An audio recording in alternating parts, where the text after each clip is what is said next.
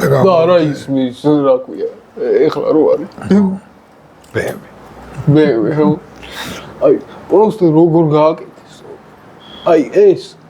გადაცვალეს იმაში აი რა არის სხვათა შორის აი ხლა ამერიკულ მანქანებს ხო მაგათი პიკი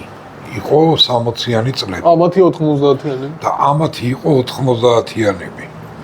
და რატო წარმოიდგინე ეს Nissan-ი ხო Mazda-ც კი ხო ესა Honda ხო ეს 2000 ხო ისა Honda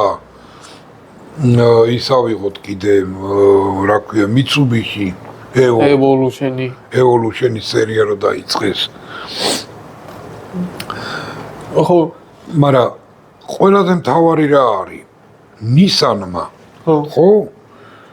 94 ყველამ კარგად ვიცით რა შედევრი არის და 95 გააკეთა არანაკლები შედევრი ხო ანუ გაგრძელა ხო ანუ Skyline მოაშორა ხო სიტყვა Skyline-ი მოაშორა დატოვა GT-ერი სულ ახალი მანქანა გააკეთა ხო მაგრამ ის ძველი მანქანის მუღამი იყო